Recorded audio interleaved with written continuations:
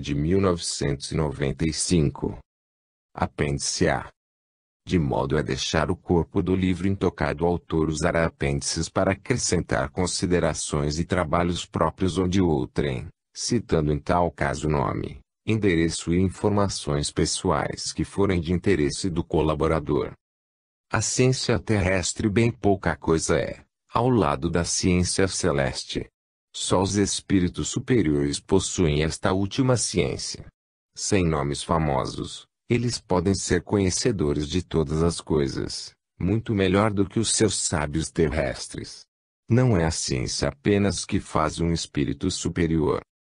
O Livro dos Médiuns, Allan Kardec. Capítulo 26, item 293. Resposta à pergunta 25. Consequências da nova constante de Planck. Adicionado em 24 de junho de 1998. Nota do autor. A nova fórmula da energia igual a NH mais ou menos V, obtida de H igual a NH mais ou menos, onde N é o número de partículas elementares do campo por ciclo de onda, traz várias consequências importantes. O valor de N é um valor local que depende, além da frequência, da densidade do campo. Assim, a constante de Planck deve também ser considerada como uma constante local. Seja a transição de um elétron entre as órbitas de um átomo de hidrogênio, se o número quântico do estado inicial for Ni e o do estado final for NF, a energia do fóton é dada por energia do fóton igual a energia inicial, energia final HV igual a F. Expressando em termos de constantes fundamentais, obtemos EF igual a Mi4/8 Libra 2 sobrescrito H2 sobrescrito 1/NF2 sobrescrito 1/Ni2 sobrescrito. A frequência V do fóton liberado na transição é então dada por V igual a Mi4/8 Libra 2 sobrescrito H3 sobrescrito 1/NF2 sobrescrito 1/Ni2 sobrescrito. E podemos ver desta fórmula que V varia inversamente com o cubo da constante de Planck ou, o que vem dar no mesmo, inversamente com o cubo da densidade do campo N.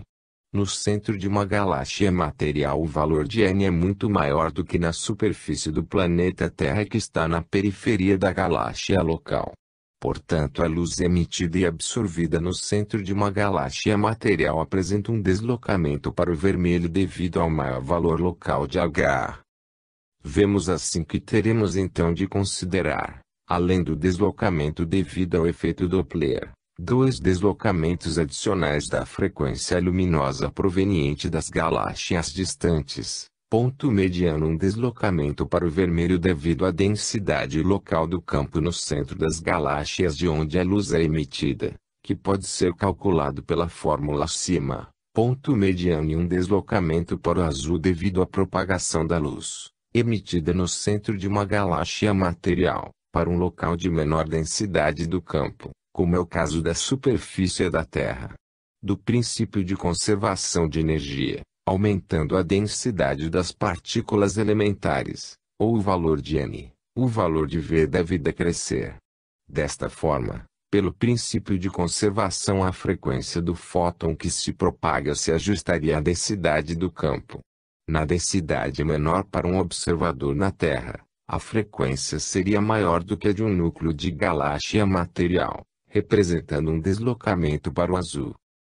O deslocamento para o vermelho da frequência da luz emitida ou absorvida, conforme a fórmula acima, é inversamente proporcional ao cubo da constante de Planck, e o deslocamento para o azul, devido à menor densidade do campo na Terra, é diretamente proporcional à constante de Planck, o efeito líquido, sendo que quanto maior a densidade do campo no núcleo de uma galáxia distante, maior será o deslocamento para o vermelho. Conforme medido por um observador na Terra, a densidade das partículas elementares materiais é maior no centro das galáxias materiais e a densidade das partículas elementares virtuais é maior no centro das galáxias virtuais.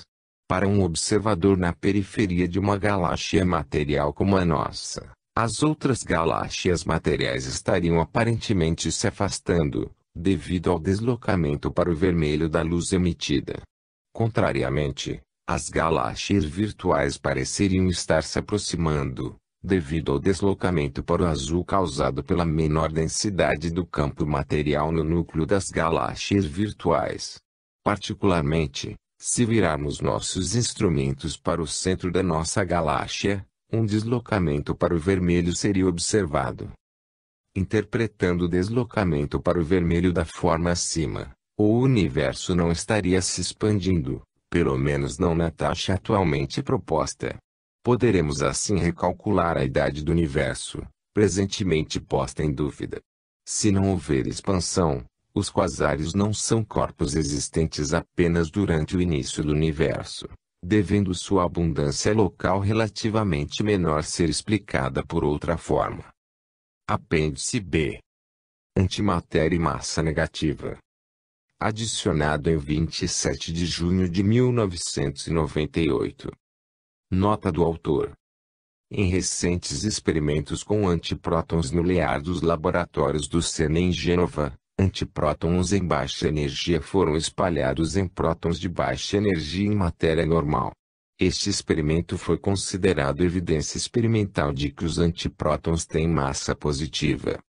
O raciocínio é o seguinte: os antiprótons têm carga elétrica negativa. Se tivessem massa inercial negativa, eles teriam que ter carga elétrica positiva para que se comportassem como se fossem negativamente carregados. Dessa forma, o antipróton seria atraído por um próton próximo, e o próton seria repelido pela carga positiva do antipróton. As duas partículas seriam aceleradas na mesma direção, com o antipróton caçando o próton. Como não foi observado este tipo de comportamento, os antiprótons teriam que ter massa positiva. O raciocínio de acordo com a presente teoria é como se segue: o antipróton tem carga elétrica e massa negativa, e prótons e antiprótons se repelem pela lei dos semelhantes. O antipróton pareceria ser atraído para o próton devido à sua massa negativa, e o próton seria empurrado, afastando-se. Entretanto, a caça não seria observada, pela mesma razão que próton e antipróton não colidem, aniquilando-se. Seria tudo uma questão de seção de choque. Assim, o experimento, em princípio, poderia ser explicado por ambos os raciocínios, e teríamos que examinar efeitos secundários, como o recuo do próton, para aprovar ou desaprovar um deles. Por outro lado, deve ser notada uma diferença fundamental entre os conceitos de massa negativa ali expostos e os conceitos no presente livro. Na teoria por nós apresentada não se faz distinção entre massa inercial, massa gravitacional e massa-energia. Todo corpo tem apenas uma massa que é atuada pelo campo, num sentido ou no outro. Se um corpo de massa M1 está próximo de um grande corpo de massa M2, sofrerá ação do seu campo gravitacional e do seu campo antigravitacional. Se a massa M1 for positiva e a massa M2 for material, a aceleração de M1 será no sentido do corpo. Se a massa M1 for negativa, a aceleração será no sentido oposto. Não há como considerar que a força gravitacional, em uma massa M1 negativa, será invertida empurrando-a para longe, mas que devido à massa inercial negativa o corpo acelerará no sentido oposto, aproximando-se. A massa M1 ser negativa significa apenas que a M1 será repelida pelo campo e, portanto, se afastará da massa M2. Conforme vimos no capítulo 10, existe também uma diferença fundamental entre o campo eletromagnético e o gravitacional.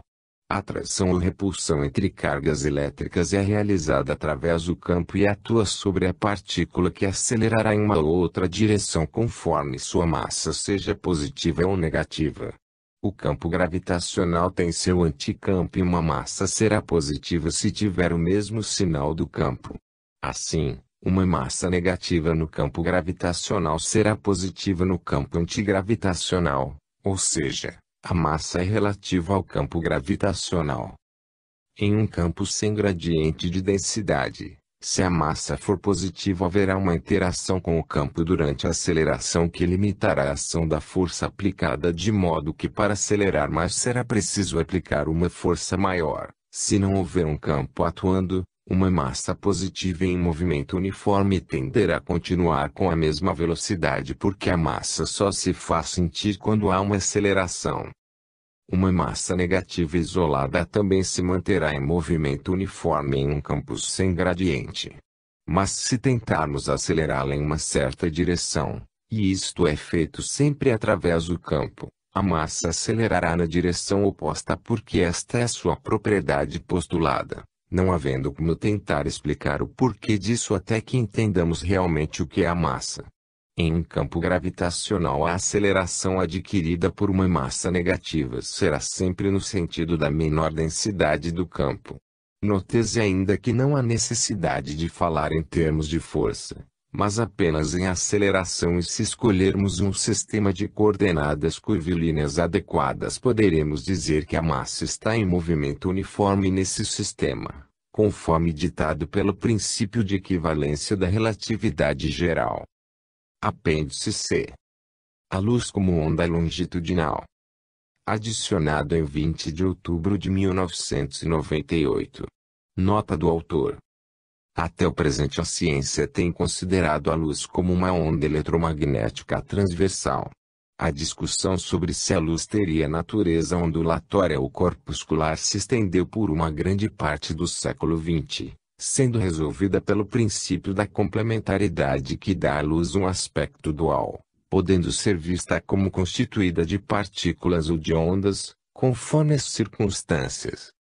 Aqui nós temos dito que o campo é composto de partículas fundamentais de vários tipos, sendo o campo eletromagnético composto das partículas elementares H+ e H-, partículas essas que têm a tendência de formar pares no nível zero de energia. As ondas transversais, conforme considerado aqui, são transmitidas através dessas partículas do campo eletromagnético. A componente campo elétrico é formada pelos pares orientados numa mesma direção, e a componente campo magnético é formada pela rotação desses pares. Conforme a onda se propaga, esses pares oscilam de uma direção para outra, girando numa dada direção e então voltando com a rotação em sentido oposto, conforme os pares mudam sua orientação. A rotação máxima, que corresponde ao máximo do campo magnético, ocorre entre os máximos dos dois campos elétricos opostos, de modo que a componente magnética está assim sempre defasada de 1/4 de onda em relação à componente elétrica. Como a direção do vetor rotação é perpendicular ao plano de rotação dos pares, teremos que a componente magnética está num plano perpendicular ao plano da componente elétrica. Entretanto, a luz, de acordo com esta teoria, também pode ser uma onda longitudinal, conforme vemos na figura abaixo. Podemos considerar duas ondas luminosas, a material e a virtual, a material sendo transmitida pelas partículas H+ e a virtual pelas partículas H-. No caso da onda transversal, podemos dizer que as duas ondas coincidem porque as partículas elementares estão aos pares. Na onda longitudinal podemos em certos casos ter uma região de éter com apenas um dos tipos de partículas, e aí teríamos apenas a onda longitudinal correspondente. Mas normalmente, devido à tendência das partículas elementares se juntarem aos pares, essas duas ondas, se estivessem fora de fase, seriam instáveis. Assim, aqui também, para todos os efeitos, teremos sempre as duas ondas superpostas em fase, como no caso da onda transversal. Como podemos ver na figura, as duas ondas em fase formam pacotes de partículas elementares nos picos positivos. Tais pacotes se comportam como partículas e são os quantas já conhecidos da física. Os pares da onda longitudinal giram em direções aleatórias e o fluxo de partículas H+ e H- produz campos magnéticos opostos. O resultado é um campo eletromagnético nulo. As ondas transversais são produzidas por oscilações no campo eletromagnético. As ondas longitudinais são produzidas pela emissão de fótons nos orbitais atômicos. Mas uma onda pode se transformar na outra, dependendo das condições onde se propagam, como por exemplo a estrutura cristalina das substâncias e os campos eletromagnéticos por onde elas passam. Desta forma, um feixe de fótons pode se transformar em uma onda transversal quando sai de uma substância e posteriormente se transformar de volta em fótons ao entrar nos orbitais atômicos de uma outra substância.